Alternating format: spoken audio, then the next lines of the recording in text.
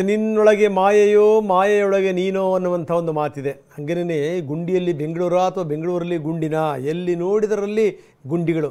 ನಾನು ಹಿಂದೆನೂ ಕೂಡ ಹೇಳಿದ್ದೀನಿ, ರಾಜ್ಯ ಸರ್ಕಾರ ಕೇಳಿಸ್ಕೊಳ್ಳುತ್ತೆ ಅಂತ ನಾನು ಭಾವಿಸ್ತೀನಿ. ಅದರಲ್ಲೂ ವಿಶೇಷವಾಗಿ ಡಿ ಕೆ ಶಿವಕುಮಾರ್, ಯಾಕಂದರೆ ಅವ್ರಿಗೇನೋ ಈ ಬೆಂಗಳೂರಿನ ಬಗ್ಗೆ ವಿಪರೀತವಾದಂಥ ಕಾಳಜಿ ಕಳಕಳಿ ಇದೆ. ಏನೋ ಬೆಂಗಳೂರಿನ ಸ್ಥಿತಿಗತಿಗಳನ್ನೇ ಚೇಂಜ್ ಮಾಡ್ತೀನಿ, ಅದರ ಸ್ವರೂಪವನ್ನೇ ಬದಲು ಮಾಡ್ತೀನಿ ಅಂತ ಮೊದಲು ಗುಂಡಿ ಮುಚ್ಚುವಂಥ ಕೆಲಸ ಆಗಬೇಕು ಅಂತ. ಇದೇನು ರಸ್ತೆ, ಇದು ಏನು ಕೆಟ್ಟ ರಸ್ತೆಗಳು, ಇದ್ರ ಬಗ್ಗೆ ಅಭಿಯಾನ ಮಾಡಿದ್ವಿ ನಾವು. ನೋಡಿ, ನಾನು ಒಂದು ಸ್ಪಷ್ಟವಾಗಿ ಹೇಳ್ತಾ ಇದ್ದೀನಿ, ಟಿ ವಿನ ಏನಾದರೂ ಅಭಿಯಾನ ಮಾಡುತ್ತೆ ಅಂತಂತಂದರೆ ಅದು ಒಂದು ಎಚ್ಚರಿಕೆಯ ಗಂಟೆ. ಅದನ್ನು ಅರ್ಥ ಮಾಡ್ಕೋಬೇಕು ಸಂಬಂಧಪಟ್ಟಂಥ ಸರ್ಕಾರಗಳು. ಈಗ ನೋಡಿ, ರಸ್ತೆ ಗುಂಡಿ ವಿಚಾರಕ್ಕೆ ಸಂಬಂಧಪಟ್ಟಂಗೆ ಬೆಂಗಳೂರಿನ ಸಹವಾಸವೇ ಬೇಡ, ಬಿಟ್ಟು ಹೋಗ್ತೀವಿ ಅಂತ ಯಾರೋ ಟ್ವೀಟ್ ಮಾಡ್ತಾರೆ. ಆಮೇಲೆ ಒತ್ತಡದಿಂದ ಅದನ್ನು ಇಲ್ಲ, ನಾನು ಬೆಂಗಳೂರಲ್ಲೇ ಬೇರೆ ಕಡೆಗೆ ನಾನು ಅದನ್ನು ಸ್ಥಳಾಂತರಿಸ್ತಾ ಇದ್ದೀನಿ ಕಂಪನಿನ ಅನ್ನುವಂಥ ಮಾತನ್ನು ಹೇಳ್ತಾರೆ. ಪ್ರಶ್ನೆ ಬೇರೆ. ಈಗ ರಾಜ್ಯಾದ್ಯಂತ ಪ್ರತಿಭಟನೆ ಶುರುವಾಗಿದೆ. ಬೆಂಗಳೂರಿನ ಗುಂಡಿಗಳ ವಿಚಾರದಿಂದ ಹಿಡಿದದ್ದು ಬೇರೆ ಬೇರೆ ಜಿಲ್ಲೆಗಳಿಗೂ ಕೂಡ ಹಬ್ಬುತ್ತಾ ಇದೆ.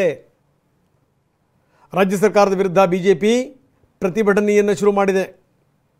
ರಾಜ್ಯಾದ್ಯಂತ ಇವತ್ತು ರಣಕಹಳೆ, 1 ಗಂಟೆ ರೋಡ್ ಬಂದ್ ಮಾಡಿ ಹೋರಾಟ ಮಾಡ್ತಾರೆ. ಇದು ಎಲ್ಲ ವಿಧಾನಸಭಾ ಕ್ಷೇತ್ರಗಳಲ್ಲೂ ಕೂಡ ರಸ್ತೆ ತಡೆದು ಪ್ರತಿಭಟನೆ ಆಗುತ್ತೆ. ಎಷ್ಟರ ಮಟ್ಟಿಗೆ ಇದೆ ರಸ್ತೆ ಗುಂಡಿಗಳು? ಏನಾದರೂ ಮನುಷ್ಯರು ಹೋಗೋಕ್ಕೆ ಸಾಧ್ಯನಾ? ವೆಹಿಕಲ್ಗಳು ಮೂವ್ ಆಗೋಕ್ಕೆ ಸಾಧ್ಯನಾ? ಸಾಧ್ಯವೇ ಇಲ್ಲ. ಕೆಲವೊಂದು ಕಡೆಗೆ ಬಗ್ದಿರೋ ರಸ್ತೆಗಳಿದಾವಲ್ಲ, ಹಾಗೇ ಇವೆ.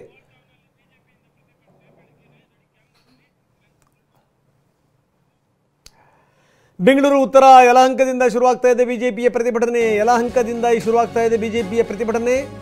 ಬೆಳ್ಳಂಬೆಳಗ್ಗೆನೇ ಬಿಜೆಪಿ ಕಾರ್ಯಕರ್ತರು ರಸ್ತೆಗಿಳಿದಿದ್ದಾರೆ. ಗುಂಡಿ ಮುಚ್ಚೋ ಮುಖಾಂತರ ಪ್ರತಿಭಟನೆ, ವಿನೂತನ ಪ್ರತಿಭಟನೆ.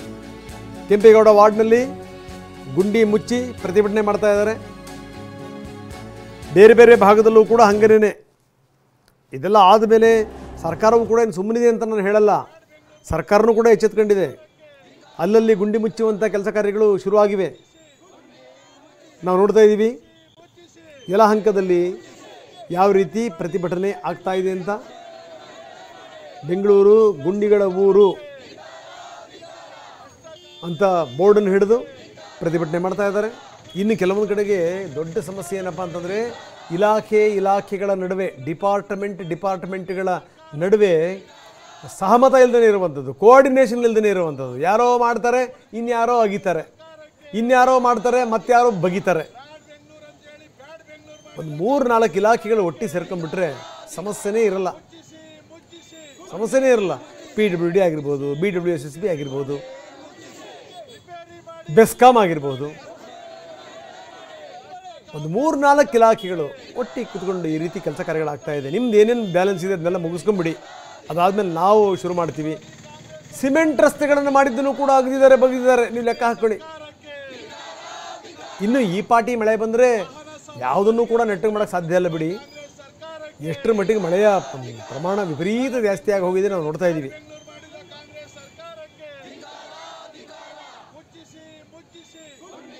ಯಲಹಂಕ ಓಲ್ಡ್ ಟೌನ್ನಲ್ಲಿ ಕೆಂಪೇಗೌಡ ವಾರ್ಡ್ನಲ್ಲಿ ಯಾವ ರೀತಿ ಪ್ರತಿಭಟನೆ ಆಗ್ತಾ ಇದೆ ಅಂತ. ಈಗ ಹೊಸ ರಸ್ತೆಗಳು